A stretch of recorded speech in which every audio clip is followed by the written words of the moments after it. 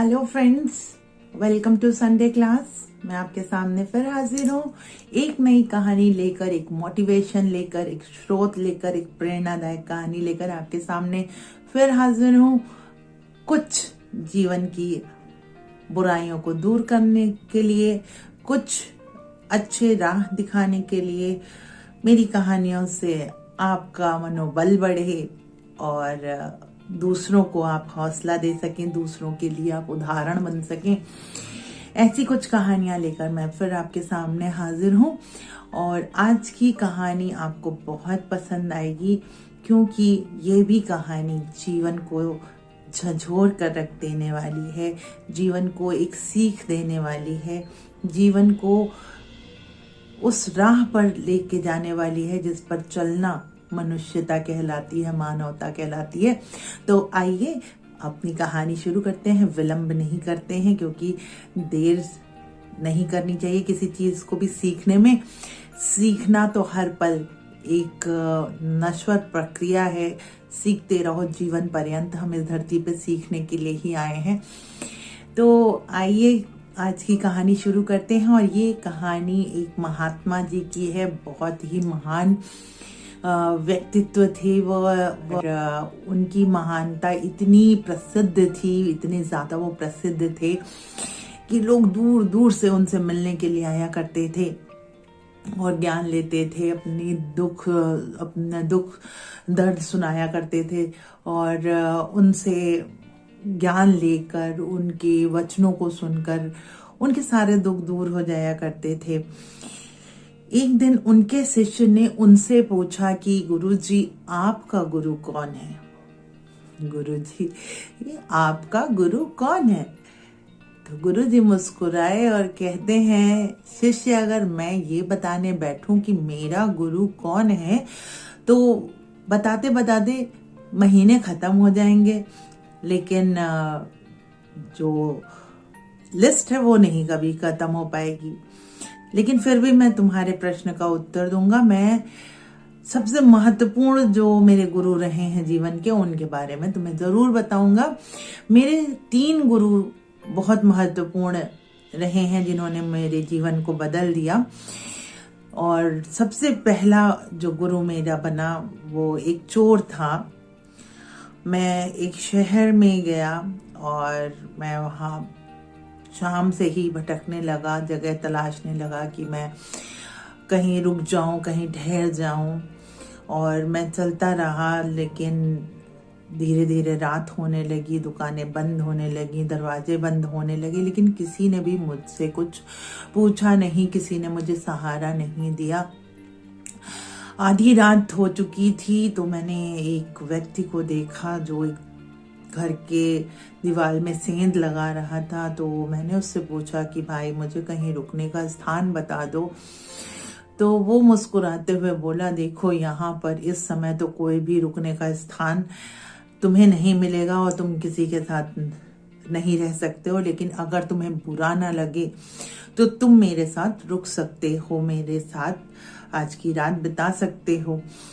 लेकिन मैं व्यवसाय से एक चोर हूँ और मेरा काम चोरी करना है और वही मैं कर रहा हूँ। मैं इस घर में सेंध लगा रहा हूँ और तुम्हें मेरे साथ रुकने में कोई बुराई नहीं लगती है तो तुम मेरे साथ रुक सकते हो। और मैं उस व्यक्ति के साथ रुक गया। महात्मा जी ने कहा, ये वो इंसान इतना अच्छा था कि मैं उसके साथ एक दिन क्या पूरे 1 महीने रुक गया। वो रोज अपने काम पे जाता था और वापस लौटकर जब घर आता था तो मेरी आवभगत करता था। पर जब मैं उससे पूछता था कि आज आपको कुछ मिला, तो वो मुस्कुरा कर कह देता था, आज तो नहीं मिला, लेकिन भगवान एक दिन जरूर दिलाएंगे, एक दिन जरूर मिलेगा। और मौज मस्त मौला जिंदगी बिता रहा था वो। उसे किसी बात की चिंता नहीं थी। उसने ईश्वर पर सब छोड़ रखा था कि एक दिन जरूर मिलेगा। वो हार नहीं मानता था, रोज चला जाता था। तो मेरे जीवन के सबसे पहले गुरु वही थे। फिर मैं वहां से चला आया और ध्यान लगाने लगा कि मुझे ज्ञान हो जाएगा। और कभी कभी ध्यान लगाते लगाते मेरा मन भटक जाता था, कभी ध्यान टूट जाता था, कभी कुछ हो जाता था, तो मैं बहुत उकता सा जाता था। कभी कभी लगता था कि ये सब छोड़ दूं और चलूं कहीं जाकर कुछ और करूं। लेकिन फिर मुझे उस चोर की याद आती थी कि इतनी मेहनत करने के बाद भी उसका भगवान से आस्था नहीं हट रहा था। वो कहता था कि एक दिन जरूर भगवान दिलाएंगे, एक दिन जरूर मिलेगा मुझे, तो फिर मुझे क्यों नहीं मिलेगा। मैं ये सोचकर, उस गुरु की बात सोचकर मैं फिर से ध्यान लगाने लगता था और मैं आज यहाँ हूँ। फिर उन्होंने बताया कि उनका दूसरा गुरु एक कुत्ता था। यदि एक समय मैं भ्रमण करते हुए एक गांव में पहुंचा, तो मैं उस गांव को पार करते हुए निकला, तो मुझे इतनी प्यास लगी कि मैं इधर उधर भटकने लगा प्यास के मारे, और मुझे कोई दिख भी नहीं रहा था कि जिससे मैं ये कर लूं। तो मुझे दूर एक नदी दिखी, तो मैं उधर जाने लगा, तो मैंने देखा एक कुत्ता भी जीभ लटकाए हांफते हुए दौड़ता हुआ मेरे सामने से गुजरा। उसको देखकर मुझे एहसास हुआ कि उससे भी बहुत तेज प्यास लगी हुई है। फिर मैं उस कुत्ते को देखने लगा।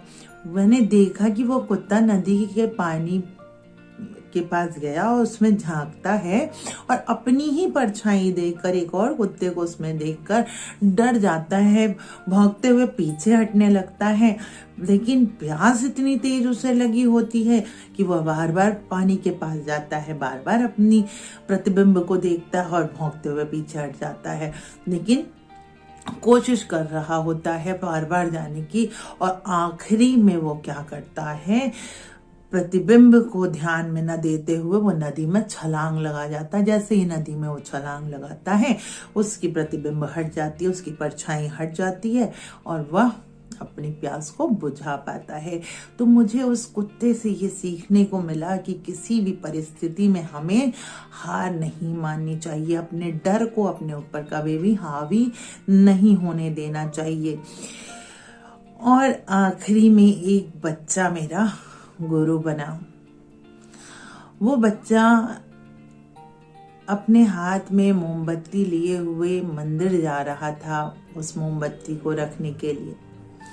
जब मैंने उसे देखा तो मैंने उससे पूछा कि ये मोमबत्ती क्या तुमने जलाई? तो उसने कहा, हाँ गुरुजी, ये मोमबत्ती मैंने जलाई। तो मैं अपने अहंकार में पूछ बैठा कि ये ज्योत कहां से उत्पन्न हुई, क्या तुम मुझे बता सकते हो? वह बालक मुस्कुराया और तुरंत उसने मोमबत्ती को फूंक दिया। जैसे ही मोमबत्ती को फूंका तो मोमबत्ती की ज्योत बुझ गई, और उसने कहा, आपकी ज्योत बुझ गई है, क्या आप मुझे बता सकते हैं कि यह ज्योत कहाँ गई? यह सुनकर मुझे बहुत शर्मिंदगी आई कि मैं इतना बड़ा होकर यह नहीं समझ पाया कि यह संसार नश्वर है। कहाँ से आत्मा आ रही है, कहाँ से ये ज्योत आ रही है और कहाँ चली जा रही है, आज तक कोई नहीं जान पाया है। और मैं अपने अहंकार में चूर एक बालक से यह प्रश्न पूछ चुका। उस बालक ने ही मुझे सिखा दिया, उस बालक ने ही मुझे बता दिया कि मेरा ज्ञान, मेरा योग, मेरा मुझे जो घमंड था कि मैं गुरु बन गया हूँ, मेरा गुरु टूट कर चकनाचूर हो गया। और उस दिन से मैंने ठान लिया कि मैं अब गुरु नहीं बनूंगा, मैं शिष्य ही सही हूँ, मैं शिष्य ही बना रहूंगा और सबसे सीखता रहूंगा। तो बच्चों, ये बात अपने गांठ मार लीजिए कि गुरु बनने की आवश्यकता हमें है ही नहीं, क्योंकि संसार इतना विस्तृत है, इतना बड़ा है, इतना अनंत है कि यहाँ हम सीखते सीखते खत्म हो जाएंगे और सीखने की कोई सीमा या ओर छोर नहीं है। तो हमेशा शिष्य बनकर जीना सीखिए, जिससे जीवन में ऐसे गुरु आते रहें और आपको ज्ञान देते रहें, ज्ञान से आप भरते रहें, परिपूर्ण होते रहें और कभी भी आप में अहंकार ना आए। जैसे महात्मा ने अपने जीवन के उन गुरुओं से सीखा और अपने शिष्य को बताया और हमेशा शिष्य बने रहने पर महत्व दिया, कहा कि हमेशा शिष्य बने। बिल्कुल सही बात है।